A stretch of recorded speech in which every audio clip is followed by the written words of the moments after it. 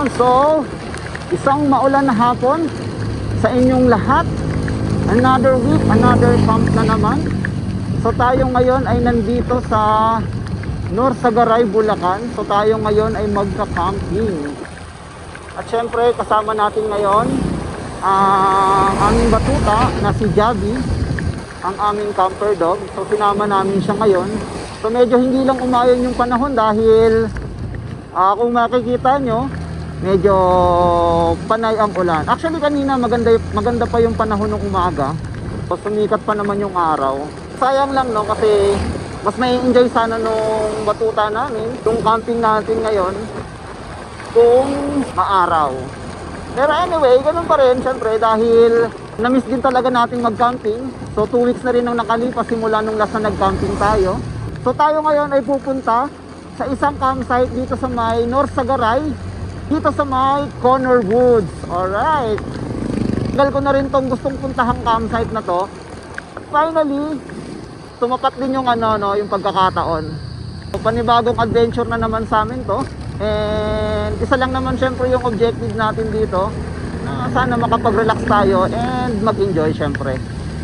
So ayun lang, malapit na tayo sa campsite na pupuntahan natin. Update na lang namin kayo kapag nakarating na kami.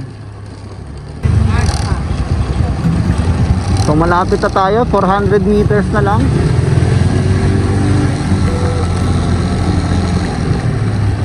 Mararating na natin yung campsite. So ayun, may tindahan.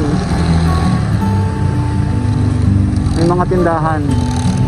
Dito sa kalsadang ito, medyo familiar na kami dahil nadaanan na din namin ito nung time na nag-camping kami sa Baraka Limestone Cave and Campsite.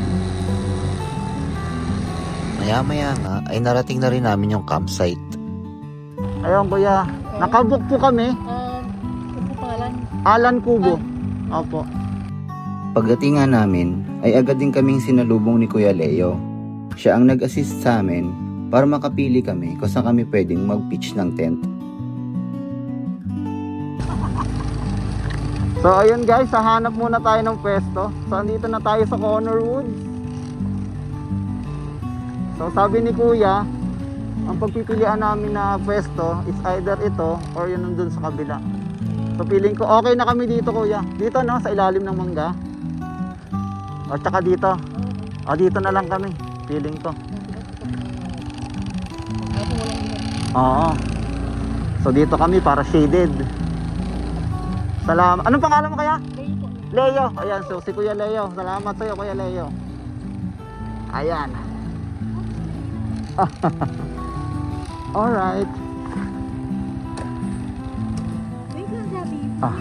Pagdating nga namin ay hindi muna kami kaagad nag-set up. Mas gusto namin na i-enjoy muna ang view habang maliwanag pa. At syempre, mag-ikot-ikot na din muna dito sa campsite. Siya pala si Tatay Boy, ang father ng may-ari ng Connor Woods. Napakabait at talaga namang maasikaso sa kanilang mga guest.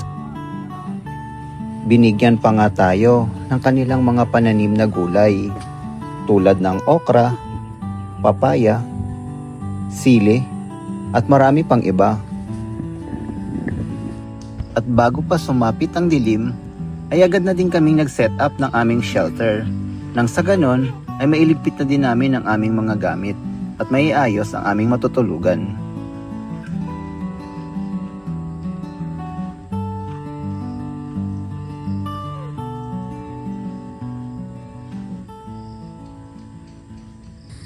Tatapos ko lang mag-set up ng ating tarp and yung tent natin. So ito yung setup natin. Ayan. So bali, dun ko na lang hinarap sa may sapa. Ayan. So ayan, ganyan lang kasimple. Pagod guys. So ayun,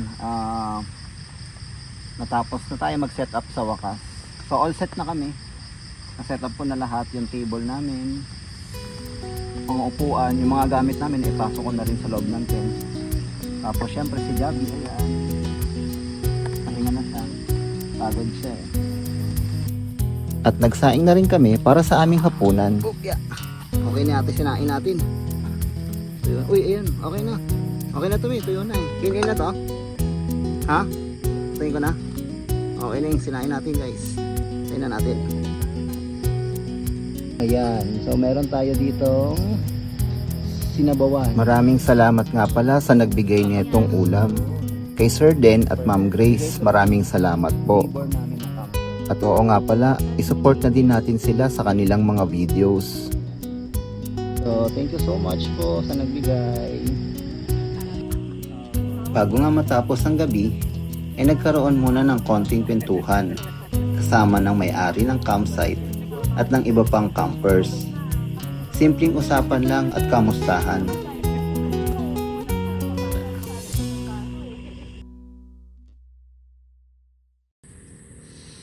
Good morning. So, ayun, kagigising lang natin. Medyo tinanghali na tayo. So, anong oras na ba? Ay, nalobat na yung cellphone. Okay, gising lang namin. And, ayan, alas 9 na yata eh. Ito na yung natin. Opya. Javi, good morning. Javi. Javi. Ito lala si Javi, oh. Ayan si Javi. Ayan, hello Javi. Good morning, bebe. So, ayan. So, bangon na tayo. Mag-ano muna tayo. Init muna tayo ng tubig. Pagkagising nga sa umaga, ay agad na rin kaming nag-init ng tubig para naman makapag-almusal. Tayo ng hot choco. Ang sarap talaga gumising pag nasa camping. Pagdilat mo, hindi traffic o ingay ng syudad ang sasalubong sa'yo, kundi bundok, hangin at kalikasan. Walang alarm clock, kundi huni ng ibon at sikat ng araw. Salamat Lord sa napakagandang likha mo. Sa mga gusto palang magpunta sa Connor Woods, ito ang rates nila.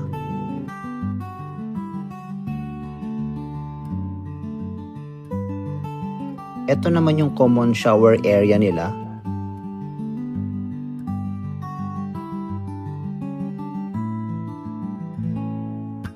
May hand wash area.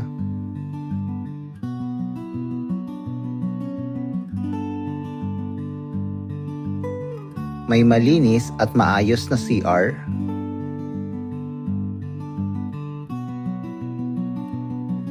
At meron din silang common sink na pwede nyong magamit.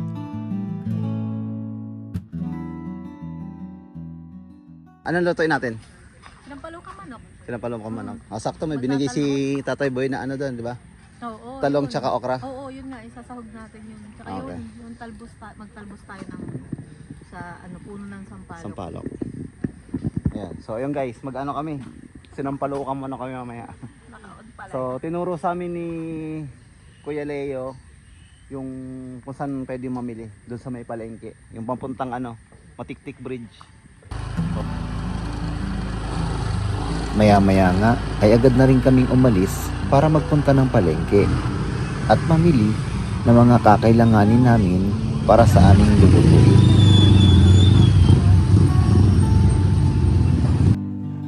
Shout out nga pala kay Sir Louie at Ma'am Dang. Sa kanila kami namili ng aming lulutuin. Maraming salamat po sa inyo, Ma'am and Sir.